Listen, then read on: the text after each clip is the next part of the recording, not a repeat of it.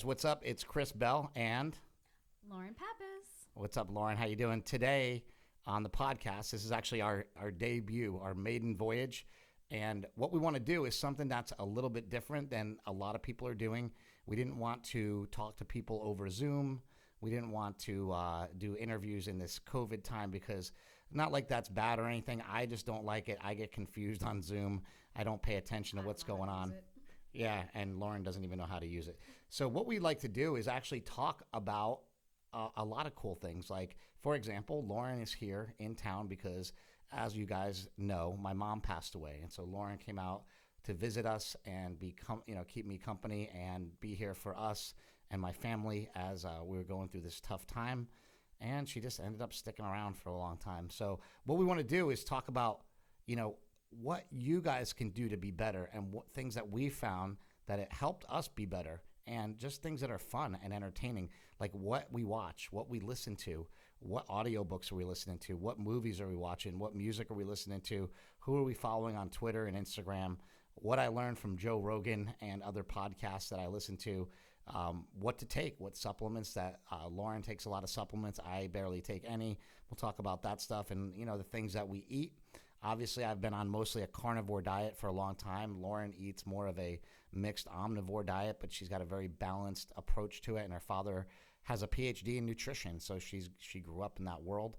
And we're gonna start it off by basically talking about some things that we watched. Now, this morning, I watched a movie by myself called Sacred Cow because Lauren was snoozing. And Sacred Cow is a movie that Rob Wolf and Diana Rogers put out. It's mainly about meat, and about meat production in America. It was really well done. I think you guys could go check that out. And I don't want to spoil any of it for you, but basically it's very supportive of the meat industry. And Lauren knows that I am very much behind that.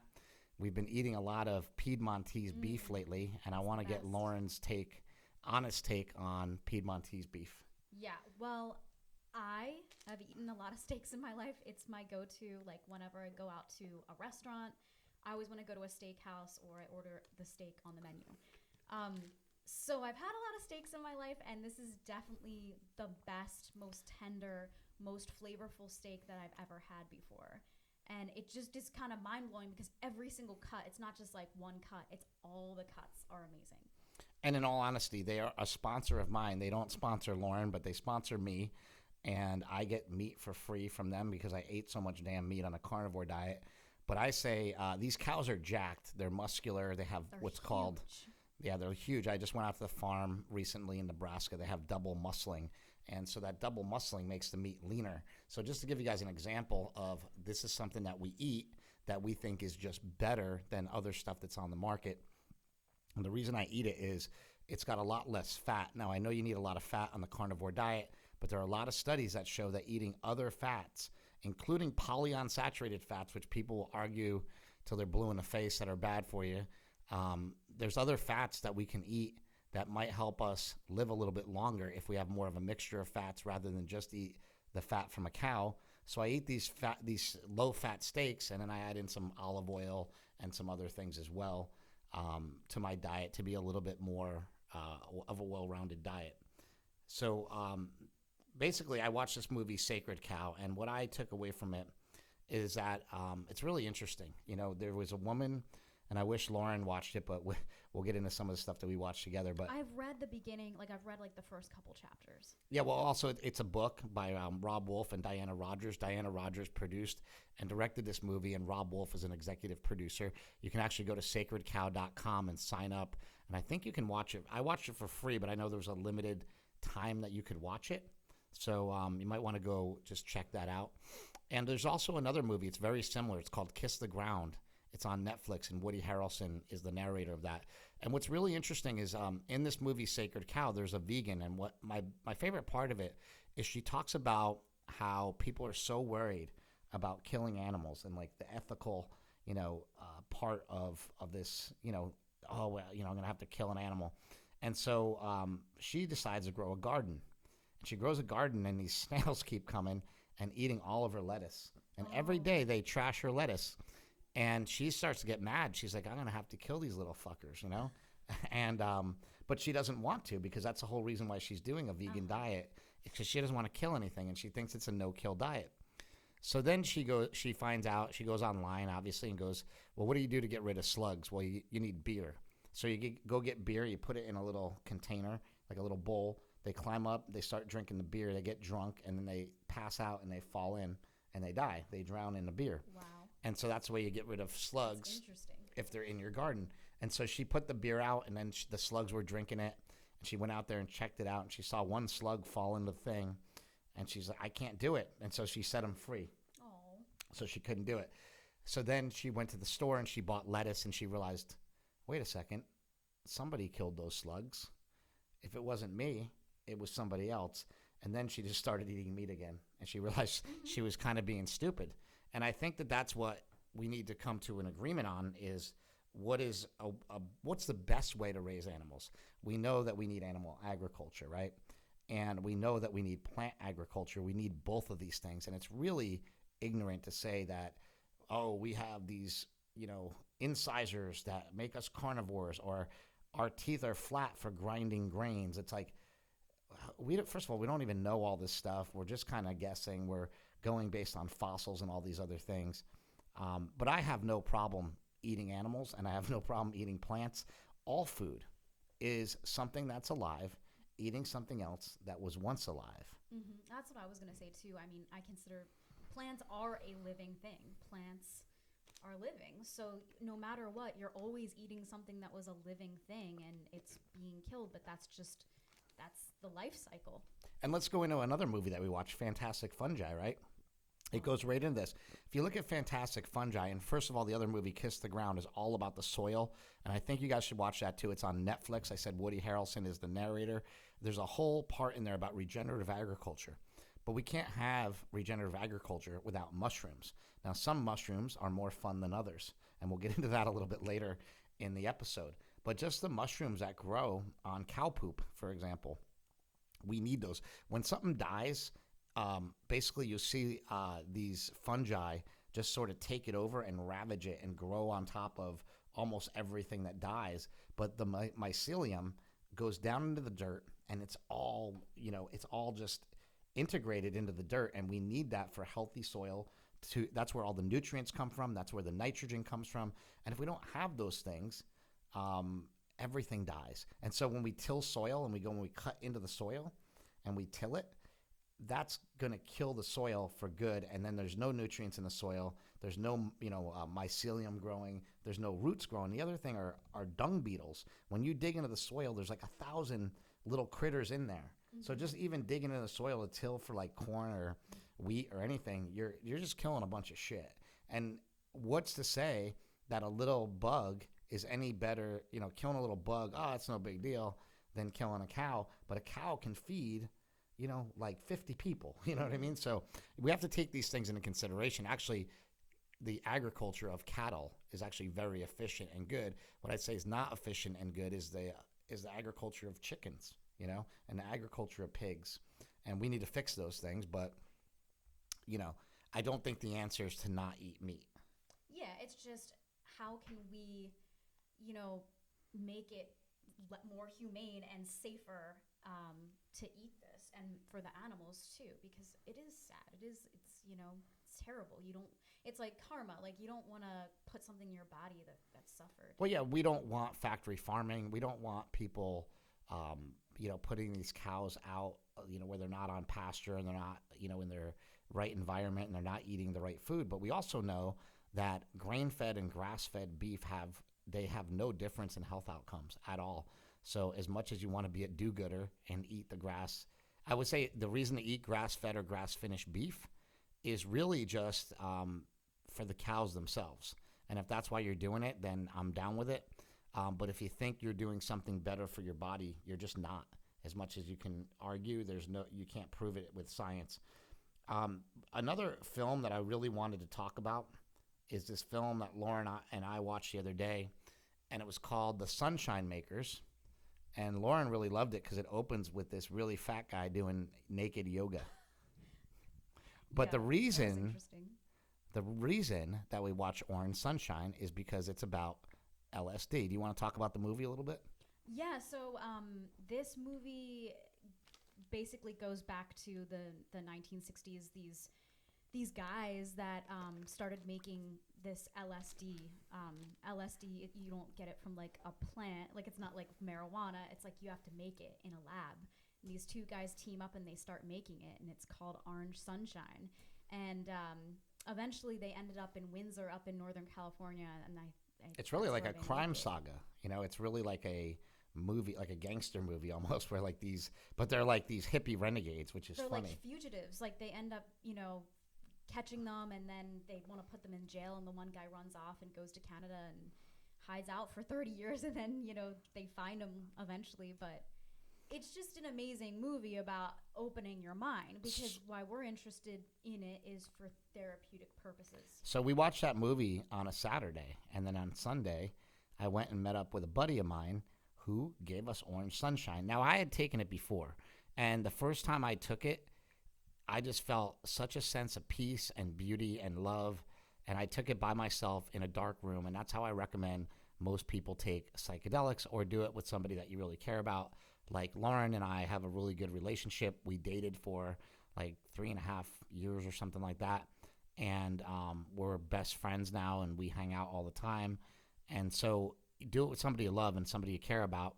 And Lauren, I want her to explain her story and her experience, but she grew up with a lot of issues that made her feel not good enough. Like, and that's how, if you saw Bigger, Stronger, Faster, my mom, she talks about, I want to know what I did to make you feel not good enough. I'm like, you didn't do anything to make us feel not good enough. Society did. We live in this country where, if you're not shredded and you don't look, you're not the pretty person, or you don't look the best, you're not going to get ahead, or they tell you you're not going to make it. And I say that in Bigger, Stronger, Faster. I get it, we're not going to make it, right? But we knew muscles were the answer, and the Hulkster showed us the way, right? But also it's about like how you feel about yourself, and that's a mental well-being. So I want you to talk about your experience, both with learning disabilities, and how you used LSD to sort of as a therapeutic treatment, and how scared you were to do it, and what happened. Yeah. So my issues are, like you said, I had learning disabilities growing up. It's really the only trauma from my childhood. I had a great upbringing, great family, great parents. But the issue was with my brain, and they didn't know what was wrong with me. The teachers, my parents, school, like, what's wrong with this kid? Like, I was so far behind in school, and I just always struggled. And they did a bunch of tests on me, and eventually found out, they diagnosed me with dyslexia and ADHD. And I didn't go on medication or anything. They wanted to give me Adderall, and my dad was like, no. My dad's a nutritionist, and is always into natural alternatives. So he did like biofeedback on me and gave me something called GABA, which is a natural supplement, and L-theanine, and these things definitely helped. But the thing that really helped was when my dad took me to the gym and he taught me how to weight train. And I fell in love with lifting, and it was like the first time that I was actually good at something. And she's got 10-inch pipes. Show the crowd. And but it gave me self-confidence, and I was something that I struggled with tremendously. I just always thought that I was dumb and I wasn't good enough. And no matter how much people would, tell me that I'm not dumb, I just have learning disabilities, I still Well, felt... the teachers would tell you, wouldn't they? They would do kind of mean stuff. Well, yeah, they did. The most trauma I had was not from other kids. It was from the teachers and myself, because I was really hard on myself. I place a lot of emphasis on intelligence, and I felt like, well, I didn't think that I was smart. I didn't think that I was attractive. I had like acne. It just didn't have my shit together. I was a really late bloomer, and it just was really, really hard for me, thinking like, well, what am I going to do with my life? Like, because I'm not smart. I'm not particularly athletic. I don't have looks going for me. So I fell in love with weight training, and I fell in love with athletics, and it completely transformed my life. But there were still these demons and still these things haunting me in the back of my head, even having graduated from college. And I just went to college to prove to myself that I was smart enough. that I could actually accomplish that. But still, even once I graduated from college, it was like there's something holding me back all the time. There's these voices in the back of my head just telling me that I'm not smart enough or I'm not good enough. So that's really why I wanted to do psychedelics, is because I feel like I've tried everything at this point, but that's one thing that I hadn't explored yet. So I did mushrooms a couple weeks ago, and I took a very small dose, and We went on a hike, which is another good way to do it. Right, we went up to a place. Our friend. Yeah, our friend Carlos from the gym, and Yeah. we went on a hike because it's just a good way to be out in nature and look at beautiful things. And I think even for the first time, that might be the best way to do mushrooms or, LSD, is to go out on a hike and be in nature and really like feel what it's like and see the beauty of everything. And then really they help change your perspective so you can see things kind of from the other side. And you don't really realize that until you're out in nature and you're like, oh wow, that's really beautiful. And maybe you never stop to even think about things like that, looking at trees and looking at flowers and looking at streams and animals and stuff like that. You just get really excited about how pretty everything is. And it's primal too, because it's nature, it's untouched, and that's, it's natural. And I'm a huge nature person, so I loved doing that and being in the what's real, something that's actually real. Nothing's real anymore. So yeah, I did mushrooms, but I did like a very low dose, and it was a beautiful experience. I had a great experience, but not like any major breakthroughs. I just felt very present. So LSD, I was excited to try that, but also super nervous and super apprehensive. Yeah, so with LSD, you just put it under your tongue and let it dissolve. And she let hers dissolve, and she just looked like she saw a ghost. She was sitting on the couch, like on the edge, and I'm like, what's wrong? And she's nothing, like, whatever. First of all, she was scared to take it. It took a while for her to put it in her mouth. And then finally she did it, and then she's like, okay, it's all dissolved. I'm like, it's going to start kicking in. And of course, like right away, she's like, I think I feel it. I'm like, no, it's going to take longer than that. But she sat on the couch and felt it kick in, and then I think you started crying, right?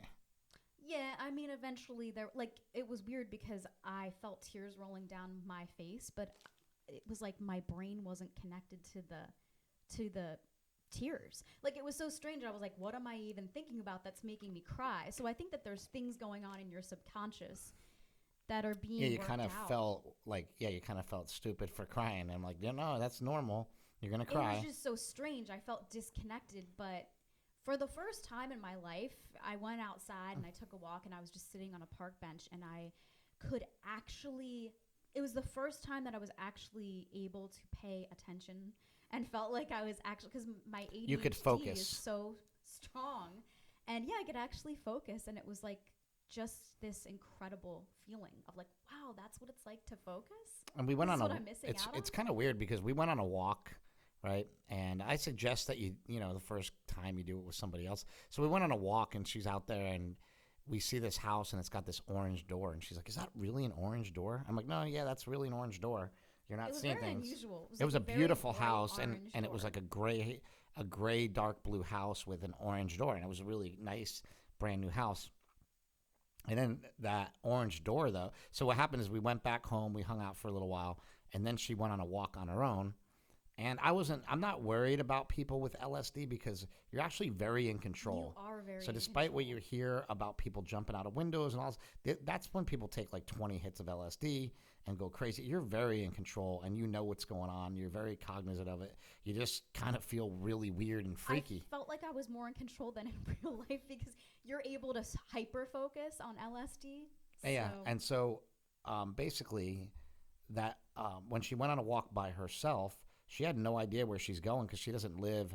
I live in Davis, California. She doesn't live anywhere near here. She lives in Philadelphia now. So for her to go on a walk and just be drawn right back to that orange door was kind of weird in the first place. But then when you got there, I think you saw other things, right? I did. I have this thing about cats. Yeah, we hate cats, both of us. I don't like cats. No offense to anybody that has them. They're beautiful living creatures, but they're ferocious. Yeah. I had a bad experience with a cat when I was little.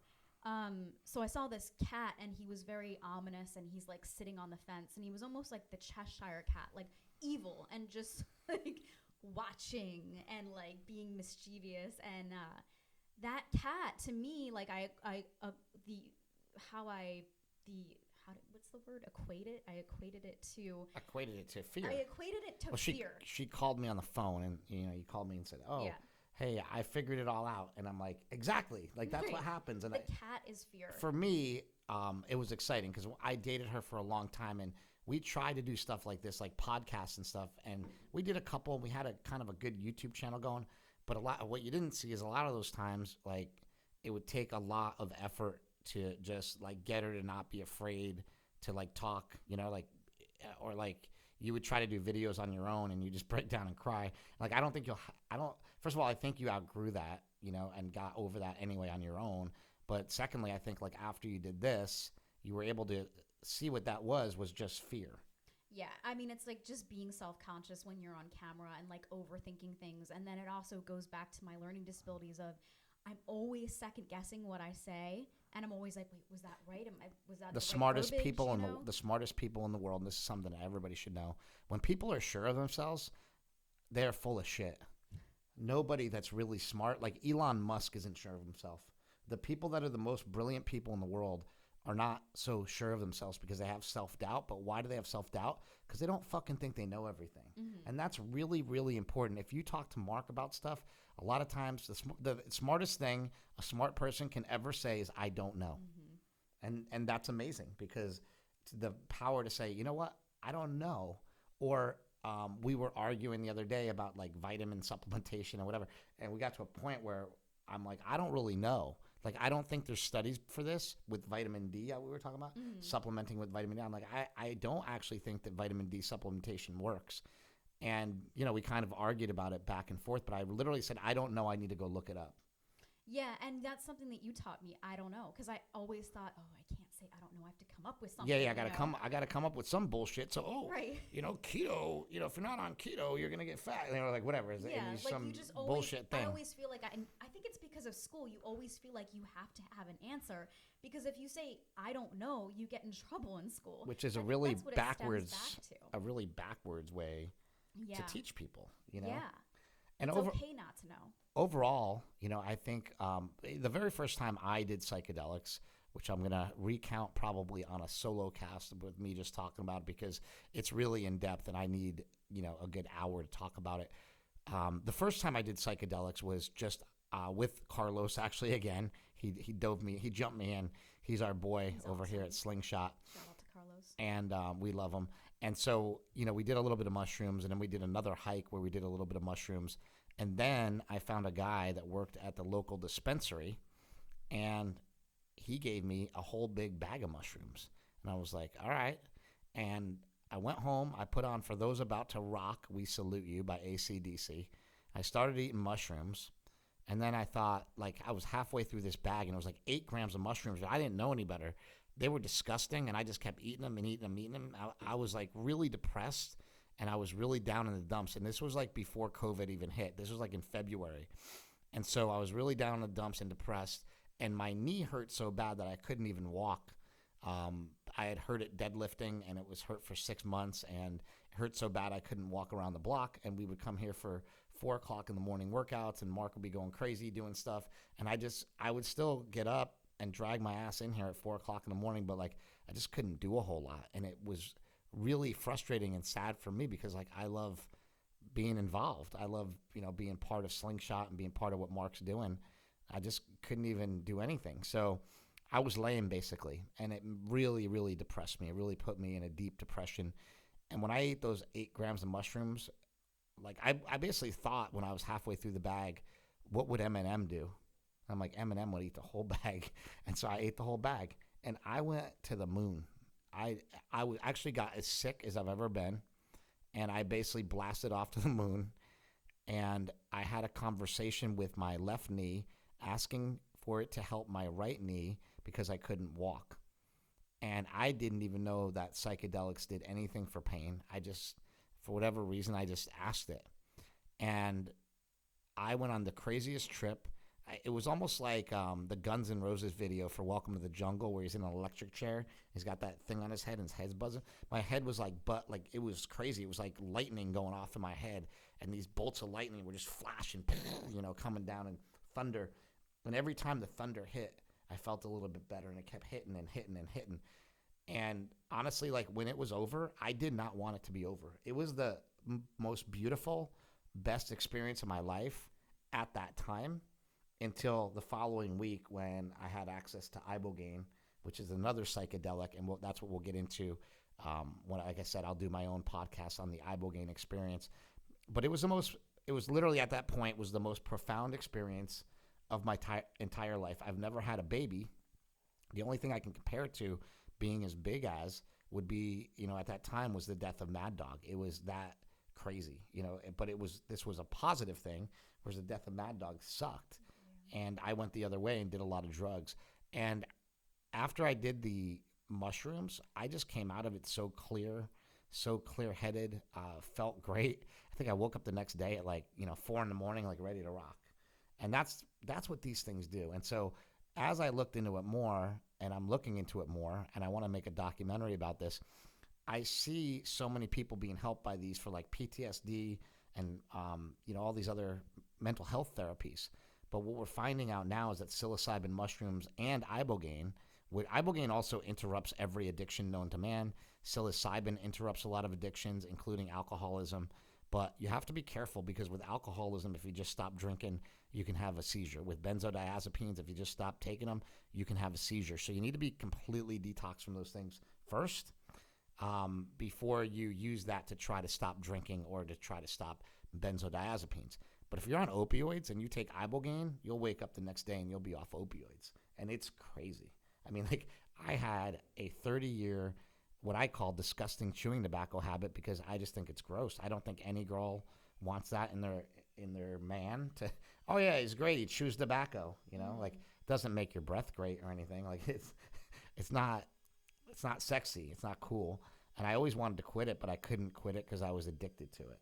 And I think that it just knocked that desire to do that specific thing right out of me within one day. It's amazing, because if you were doing it for that long, and then all of a sudden you were able to just stop. And also, I feel like TV, internet, and laziness, they're all combined, and I just stopped doing those things. I just stopped watching shit. I had a whole lineup of all these shows I was watching and shit because I was depressed. I'd sit at home and flip through the channels and watch all these shows. And then I just stopped watching shit because I just didn't care about it. Like I wanted to read books. Right. I wanted to go outside. I wanted to do more than I've ever done, in my life. And I think that's really cool. I think that is such a huge, that is why I'm such a huge advocate of psychedelics, because if it can help with depression, which is something that most people are suffering from right now because of the pandemic, even if you weren't a depressed person, you probably are now, because you can't go to the gym in most states. Maybe you've completely lost your job, or you're separated from your family right now, and there's just so many things. It's a terrible kind of time. I feel bad for people. A lot of people are dealing with losses of family members and all sorts of things, and if psychedelics can help, I'm all for that. I just think that they should be, I don't know if you want to talk about this or not, but you had a lot of trauma in your life recently, right? Yeah. That it helped you with, right? Yeah. And you can decide to talk about it or not. But I was engaged, and not to me. Yeah, I was engaged to someone else, and we broke up a couple months ago, and it was really hard. It was probably the hardest thing I've ever been through, and I had a lot of depression and a lot of sadness, and also a lot of pressure from the families, right? Yeah, people you're not gonna get married. What happened? Family and friends. You gotta explain the shit. That's what sucks, is that every single person you talk to, you have to explain what happened and that you broke up, and it can be embarrassing and it's stressful and it brings you back to those. But just in your defense, it was for a good reason. Yeah. Right. And it wasn't your fault. So in your defense, it was. Right. But it's still traumatic and it still sucks. Everything. Yeah. I believe it's for the best. But yeah, it was just very, very very difficult. I've never felt like I was in such a funk in my entire life. Oh, it was terrible.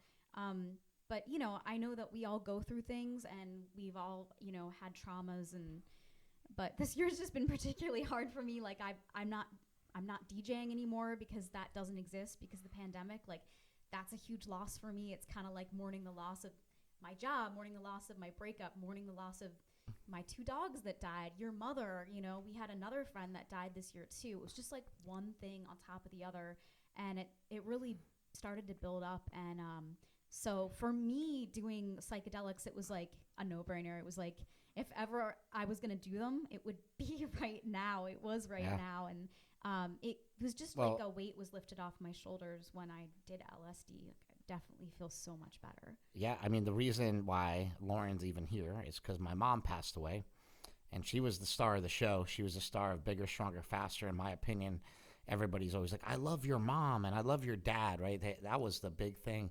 People love to see my parents on camera, which I was always embarrassed of my parents because, you know, parents just do ridiculous things. They'll like drive right up to the, you know, to the school and be like, I love you, and like be waving and shit. And like, you're just, yeah, come on, like whatever, I'm trying to be cool. And it was always like that. And my parents weren't any more or less embarrassing than any other parents. They were just, you're just embarrassed as a kid of your, you know, of parents. Unless you're Smelly's kids who are like, oh my God, my dad's jacked and he's pretty cool. But probably besides that, most people are embarrassed, right? But anyway, it was my mom who really sort of like led the family in a lot of ways, and she was always the one like planning stuff out and buying presents for everybody and just making everything, you know, fun for us. And so what happened was, so I did my first Ibogaine trip right before the pandemic on March 16th. I actually came out of my Ibogaine trip on March 18th, which is Mad Dog's birthday. When I came out of that Ibogaine trip, I was so okay with Mad Dog's death, and I actually thought I talked to him in that trip. I know it didn't really happen. And I always felt guilty because I thought I could have stopped it and I could have helped him because I know so much about addiction now and helping people. And when I came out of that, I'm like, I talked to, you know, I was telling the guy who was guiding my trip, I talked to Mad Dog, and he told me everything's going to be okay and that he's where he belongs, and he didn't belong here on Earth. He wasn't meant to be here. And he would say it every day. Why are we here? What's the purpose of life? All this stuff. And I never really sank in that, like, maybe I was just being selfish. Like, why don't I want my brother here so bad? He doesn't want to be here, you know? And so after I did Ibogaine the first time, it sort of cleared that out of my head. But like I said, I came out of it March 18th for a good, I want to say March, let's see, April, May, June, July, August, September, October, 7 months. I felt amazing, right? And then about halfway, well, I'd say 6 months, I felt amazing. And then for whatever reason, like the pain, so first of all, Ibogaine got rid of all my chronic pain. It just wiped it out. If you guys want to go on YouTube and watch a movie called Ibogaines, IBOGAINZ, that's on YouTube and you can find it. I didn't really promote it that heavily because I want to make a feature-length documentary out of this, and it was on my Instagram. I just want people to see it, you know, that need it right now. And since I put that little short film out, we've had a lot of people hit us up, and a lot of people that have gotten treated with Ibogaine. Even though it is a Schedule I drug, I found sort of loopholes around it. We do it in Denver, we do it in Oakland, we do it places where it's legal. I don't do it. I just direct people to it. And that's like one of my specialties is like, I'm never an expert. I'm just the guy that can point in the right direction. And I feel that that's just as valuable as being an expert in one thing. I know about a lot of shit. You know, I'm kind of like, in a way, I model what I do after people I really admire, like Joe Rogan. I want to know a lot about a lot of things so I can help more people, you know. And I think Joe Rogan does a great job of helping people and a great job of helping people who are experts make their careers. Like he literally makes people's careers, you know, because his podcast has grown to be so big. And like that's kind of what I aim to do is just help as many people as we can. So I did that first Ibogaine trip. It was great, but just like anything, and I would say this, don't ever become a zealot about anything. And a zealot just means you think you know everything. don't ever, or you only think one way. Like carnivore is the way to go, keto's the way to go, veganism is the way to go. Look, nothing's the way to go. Attach to nothing, and if you attach to nothing, then you're not stuck in a box, where you have to say, So I was like telling everybody, Ibogaine's the best thing in the world. I think your dog should take it, basically. Kind of how you are after it, because like you're so excited about it. Don't get too excited about things. Lauren did that on keto as well, and we made videos, and you were all fired up about keto. I go, hold on a second, wait till you're. Yeah. Remember I would tell you that? I mean, wait. I'm still a fan, but just I think for therapeutic purposes, like for health reasons, like if you have cancer or you have drug-resistant epileptic seizures, but you don't always need to be in ketosis. Yeah, for the average person, maybe not for you. And it's not to pick on you at all, because I adore you. It's to tell other people out there, like I did it too. I drank the Kool-Aid. Yeah. When I was doing carnivore, I was even went on Joe Rogan, but I wasn't ever really dogmatic about being a carnivore or making other people carnivore. Those are the people that are the worst. Those people need to get like, It's like don't put all your eggs in one basket, and like you said, that's the best way to put it. Don't become attached to one thing, and identify with that. And like I love one of the guys I follow on Twitter, which you guys should all be following, because he only has 42,000 followers for some reason. The guy's amazing. His name's Kevin Bass, and he says your guru is bullshit. And I love that, because your guru is bullshit. Don't listen to Mark Bell, even though he's my brother. Don't listen to me, even though I'm me. Don't listen to Lauren. Don't listen to what I'm saying is not don't listen to them. Don't listen to just certain people, right? If you go on the internet and you're just going to follow The Rock's workout, you're going to fail. If you're just going to follow Ronnie Coleman's diet, you're going to fail, because you're not Ronnie Coleman. And so don't follow one guy. If you're just going to follow, Tony Robbins actually says, I'm not your guru. Mm-hmm. And he says that because he wants people to understand, like, I'm just supplying you with some tools here that are going to help you, right? Yeah, we need to diversify and, get information from multiple sources and question everything that you hear. You question and look it up and figure it out. And back to my original point is that my mom was an angel. She was amazing, right? And Mark asked me to watch his kids. He bought a house in Tahoe. Him and his wife, Andy, went to the house in Tahoe, and they wanted me to watch the kids. And I was watching Jake and Quinn, his daughter and his son. And at like 6 o'clock in the morning, maybe even early, 5 o'clock in the morning, he just like bust in the door and he said, "Wake up, mom's dead."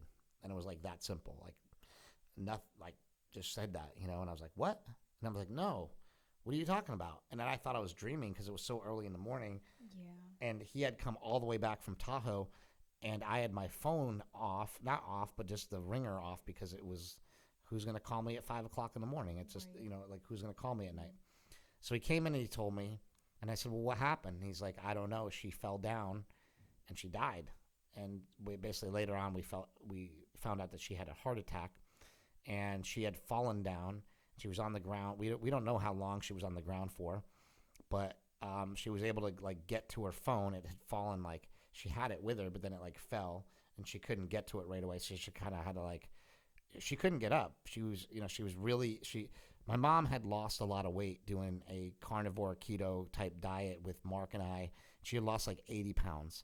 But then she gained back like 100 because she was depressed. And she, again, just like me, just like her son, she had a really bad knee and she couldn't walk, and she had to use a walker. And she had a tumor underneath her knee, and they wouldn't remove it because they just said it'll grow right back. And so we were trying to get her help through every means necessary. She had all sorts of other problems with incontinence and just every problem you could possibly have.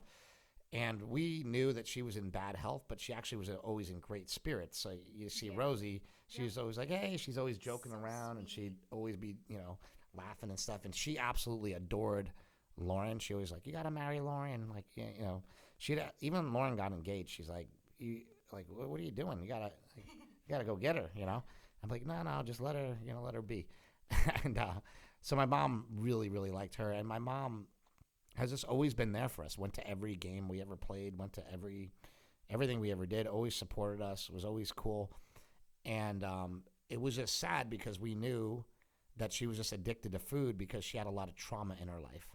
And I think if she had done psychedelics, she could have got over a lot of that trauma. And I think she could have got over her food addiction. And, basically, yeah, she fell and had a heart attack and died, but she died of what she put in her mouth. And we know that, but it was it was a sickness that was caused by trauma, right? And that's a lot of people deal with that. But regardless of all that, I had depression myself, and I was kind of falling just in the same trap that my mom did. I'm in pain. I have depression. But everybody's like, oh, but you took Ibogaine. And that's why you don't want to be a zealot. Because I took Ibogaine, and people are like, well, why'd you take it again?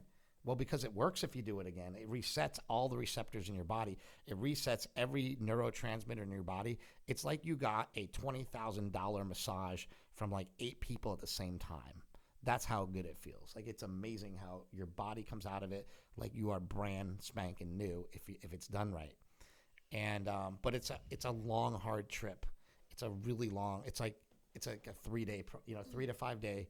I would say a 5-day process if you do it right, because you have to sort of come down from it.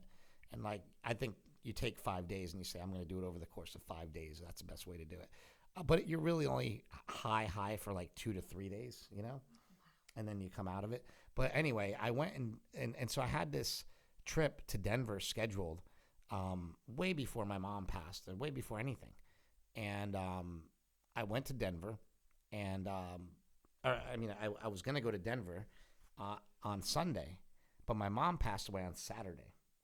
And so I was talking to Smelly, my brother, and I said, hey, I had this trip to Denver, but I'm just going to cancel it. And he's like, no, don't cancel it. Just go. He's like, nothing's going to happen for at least like a week. And nothing ended up happening for more than a week. Like, it was like 3 weeks later that we had our service because of COVID and all these other rules and everything. And I cried that entire day. I got on a plane and I cried all the way to Denver. It's like a 3-hour flight, and I just had my head down and I was just crying the entire way.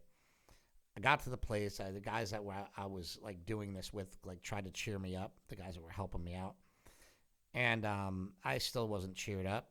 And then I took the Ibogaine, and I'd say like 3 hours later, I was just like, I don't know. I just didn't feel that in that same way anymore. And then the next day, or actually 2 days later, we went to a restaurant to go eat. Because like you once you come out of it, as long as you're not driving or anything, you're okay to kind of go do stuff. And so you get really hungry because you fast before you go into it. And I was like, I want to see. And the reason I was doing this is because like just for depression again the second time, not necessarily for pain. I had a little bit of pain come back, but it was mainly for depression. And the second time I did it was literally the day after my mom died. And I came out of the Ibogaine experience. Actually, first of all, I went to dinner with these guys, and I sat at dinner, and the whole time I just had my head down and I was crying because I was still really emotional from the Ibogaine, not necessarily from my mom, from the Ibogaine. I was really emotional. I was crying. And they didn't even notice the whole time. And I said, did you guys notice I was crying the whole time? They're like, no, we were just talking.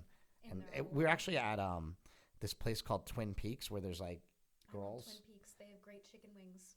Yeah, and have these it's like Hooters, but it's like Hooters, but it's like stepped up a notch too. It's like a little bit better. It's really fun. The girls are prettier and stuff like that. And so these guys were too excited about that they didn't even notice, that I was crying. But what was amazing about it is that after that crying, I never cried about my mom again. Like, except for maybe a little bit at her service, when I spoke about her a little bit. But that was only because my close family was there. And that's about it. I looked at it in a completely different way. I'm like, my mom's a legend. My mom's amazing. My mom was in Bigger, Stronger, Faster. The entire world saw her at Sundance Film Festival. Who else's mom is like that? Besides, unless you're famous. Like, who else's mom? Like, people don't know people's mom. Like, the world doesn't know The Rock's mom, Some people know her. If you watch wrestling and stuff, she's on there sometimes. She's actually amazing. But not a lot of people know other people's parents. They don't get to know the parents. And my parents were known the world over. YouTube bought Bigger, Stronger, Faster now. Now it's on there for free. So now everybody can see it. That's amazing to me. Yeah, and like you were saying that she accomplished everything that she wanted to accomplish while she was on Earth. And she created this amazing, loving family with 3 successful, super successful sons. She created this loving, beautiful environment And that she didn't have when she grew up. and she put so much energy into all of us. You know, we all had difficulties. Mad Dog was the fat kid. I was like the short kid, and I wasn't athletic like them. I couldn't do the things that they could do, but she encouraged me to keep trying new things. And when Mad Dog started going to the gym, she's like, "Why don't you go to the gym? You're strong. You could do that." Well, I became way stronger than Mad Dog ever was. Mad Dog could still kill me in a fight, so it wasn't like that, but I became way stronger than Mad Dog ever could. I sort of became the anchor of the family, the middle of the Oreo cookie, as my mom would say. I became like the anchor of the family. I started crushing people in powerlifting competitions when I was really, really young, and then Mark followed in my footsteps. And if it wasn't for my mom encouraging me to go into powerlifting, I would have never went into powerlifting. Mark would never have built Slingshot, and just like the trajectory of the family would have just been so much different. And it was really because my mom was a stay-at-home mom. That's all she ever wanted to do with her life, was be a mom. And to me, that's kind of amazing. But what was really amazing is that through the use of some psychedelics, I don't have to cry about my mom. We went to her grave the other day, and we walked up to it, and what was I doing? Smiling. Yeah. And I was laughing, and I was taking pictures of it because I was like, oh, like, so right now the grave, she was just buried. So the grave has a grass seed on it. And there's these giant turkeys, wild turkeys that live in Davis, that were just pecking away at at my mom's hole there or whatever, where she was buried, the plot. Yeah. And I was just laughing and smiling, and there was no sadness at all. You're at peace, and that's really a wonderful place to be, and that's a tough place to be, but I feel like you're at peace because you know that she accomplished everything that she wanted to accomplish on this earth, and now she's out of pain. She's in heaven. She's with Mad Dog, and she's looking down on you. And the amount of support that we got from everybody that reached out to us was incredible. I mean, I put up pictures that got thousands and like 7,000 likes, and like, holy shit, I've never had that kind of response to anything else I've done. The only other thing that gets a response like my mom is psychedelics, which is crazy. I've been talking about like all sorts of shit for years, and when I talk about certain things that are kind of taboo, like steroids and psychedelics, that's when people get really excited. I think it's because not a lot of people will talk about that kind of stuff, and they won't bring it to the forefront. There's a stigma associated with all those things and anything that's illegal, and nobody wants to, Well, what's amazing is we're seeing a lot of progress being made. Marijuana's been made legal. If you look in Oregon, they decriminalized. Now, this is different than legalized, but they decriminalized all sorts of drugs. They decriminalized even anabolic steroids. So you can go to Oregon, and if you get caught with steroids, you're not getting in trouble. So you can take all your steroids up there. I don't take steroids. Oh, you don't? No. Oh, okay. You're not natty. Come on. I'm not natty. So I'm all natty, bro. So basically, yeah, we've made a lot of progress, and I think that in the future we're going to see that happen in other states. Maybe even in California, because they're pretty progressive with that kind of stuff. We were, one of the first people to have marijuana legal. Well, not one. I don't know. Maybe one of the first, but it's been legal in California for quite some time. So maybe they'll do the same thing. Hopefully, the FDA has declared psilocybin mushrooms to be a breakthrough therapy, and they're rushing it through clinical trials right now. There is a guy that I talked to in San Diego. He's at San Diego State University. He wrote an article about psilocybin and how it can help people with pain. I've been posting about it. When I post about it on Instagram, I get a warning. So you have to be very careful with like how you post and how you say it, because they don't want you. Obviously, like, here's the thing. Decriminalize means that you won't get in trouble if you have it, but you still will get in trouble if you're buying and selling it, especially in large quantities. So there's still that, and those laws will change too, and those penalties will be less, but they sort of have to control the trafficking of the drugs. Otherwise, things just really get out of hand. So I understand that. But we definitely need a different way, and we need a different way for mental health. And I think if we clear the way for mental health, there's all these drugs. So what a lot of people don't know is it's not just psilocybin, it's Ibogaine, it's DMT, it's ketamine, it's LSD, it's kratom, which, we sell under the name Mind Bullet here. Kratom's probably and also like we have to look at things that are accessible. Like kratom is very accessible. You can just go on my Instagram, Big Strong Fast, click the link in my bio and buy some damn Mind Bullet, and that helps us. But actually, it's going to help you more than it helps me, to tell you the truth. Kratom's awesome. I have a movie called A Leaf of Faith, and you can rent that now on iTunes. I think it's available on Amazon and some other places. It was on Netflix for a while, but our contract just ran out with that. But basically, all these things, all these substances, eventually I think are going to be legal. And I think eventually we're going to have places where you go and you just get these therapies, you know? Yeah, what I wish was that, number one, going to a therapist was covered by all insurances. I think maybe it's covered by a few, but... Well, remember when I went to rehab Mm-hmm. and I told you about my therapy, and what did you say? I wish I had that. Oh, yeah, sign me up. Like, I'd love to go Even see AA. a therapist. I wish it was covered by Even when I insurance. come home from AA and I would tell you stories. Yeah. By the way, That's Lauren deserves a lot of credit because she's the person that helped me get sober. She was like the inspiration. I had met her at Gold's Gym. Just, I mean, look at her. She's really pretty. I was like, that's the most beautiful girl I've ever seen. And I need to like figure this out, you know. How do I talk to her? What do I do? You know, she'll never talk to me, you know, whatever. I was the fattest, drunkest, sickest I've ever been. And when I met her, though, she realized I had a good heart and was like, oh, well, when I told her I was an alcoholic and a drug addict, her simple answer was like, how are we going to fix it? And, you know, that it wasn't easy to fix. It's a long process. I'm still fixing it now, like 6 years later. But that's pretty crazy, right?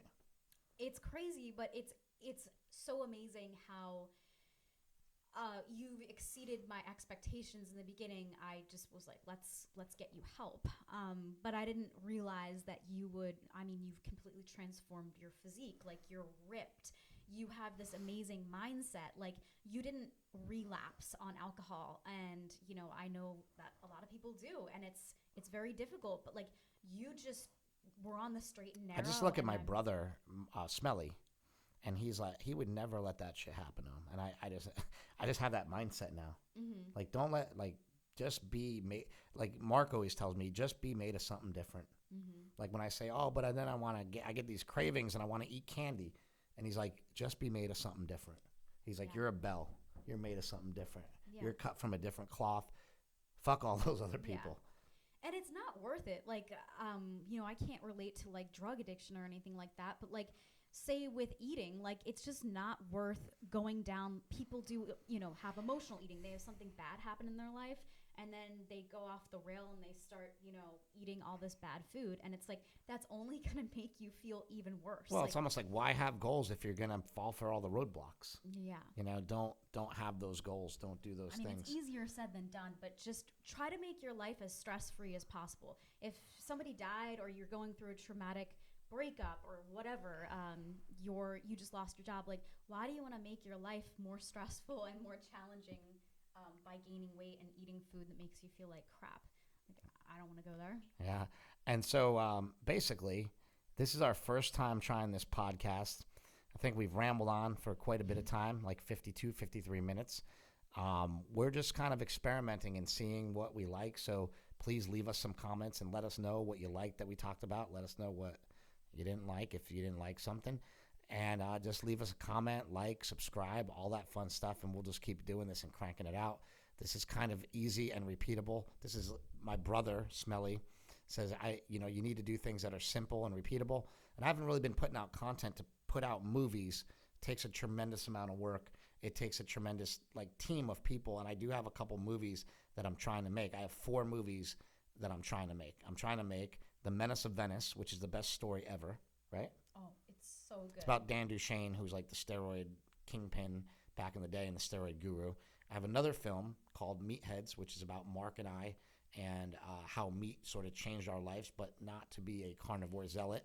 It is a film that shows you how important meat is in society, and it's going to be a lot different. I love Sacred Cow, and I suggest that you guys watch that however you can.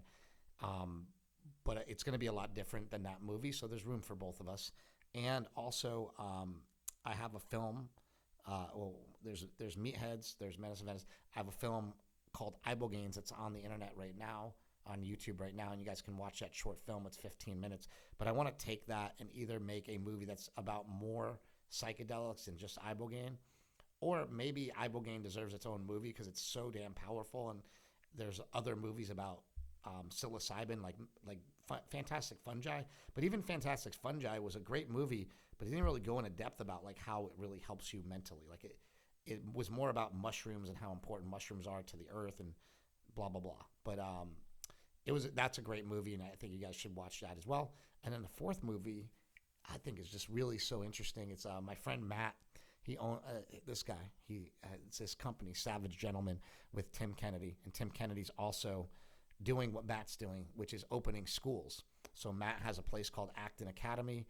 My nephew Jake, the way we got introduced to this is like Jake was basically one of the smartest kids I know.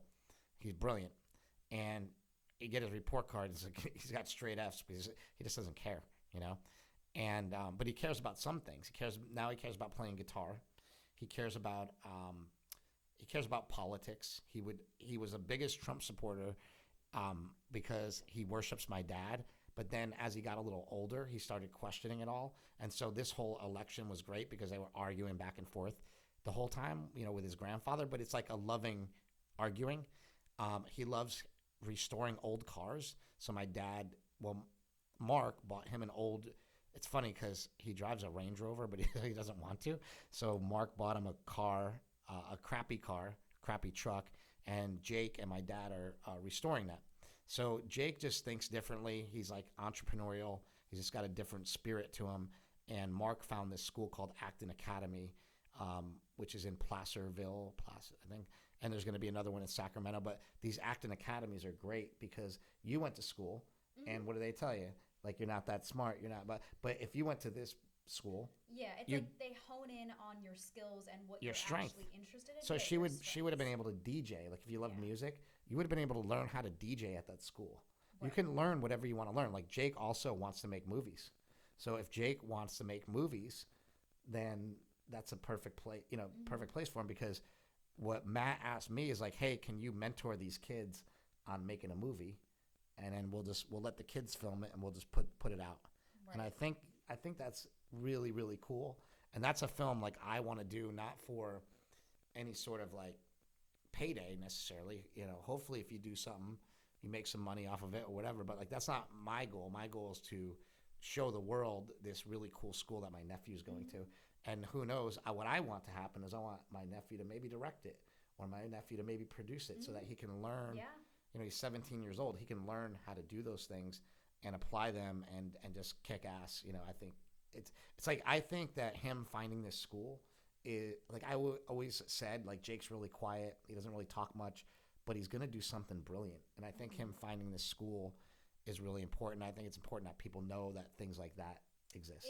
Yeah, exactly. Like, if there was a school like that, when I was young, I would have wanted to go to it. But I also think that I wouldn't have wanted to be taken away from my peers. I was so attached to my friends and didn't want to be different than the other kids. But if I had the mature brain that I do now, and I could go back and do it again, I would. And it's really interesting because say you want to be a chef, right? So you go in there and you cook lunch for all the other kids, you know, and it's like they have 10 kids that are chefs that are cooking the lunch for all the other kids, and they have a real chef. The real chef is instructing the kids on how to cook all the stuff, and then they learn and they cook all the meals for the kids, and like, that's their school, that's their day. So cool. Remember, Lauren came with me for the tour, and we like walked into a room, and there's 10-year-olds having a meeting with a kid conducting the meeting. Taking charge, and they were very and the kid's like, all right, we're gonna, like, this little kid, he's up at the blackboard. He's like, we're gonna have to take a vote on this, and like, I'm just laughing, going like, this is ridiculous. Like, I've never seen anything like it. So it's so cool. Instead of the teachers telling you what to do and they tell the teachers what they want to do. Yeah, like, because that's how it is in real life. Like, and they have grow up. They have have to make decisions. They have 16 and 17-year-old kids there getting hired by Google. It's like completely ridiculous. It's like the Google's coming there headhunting to Acton Academy. So you can look up Acton Academy online.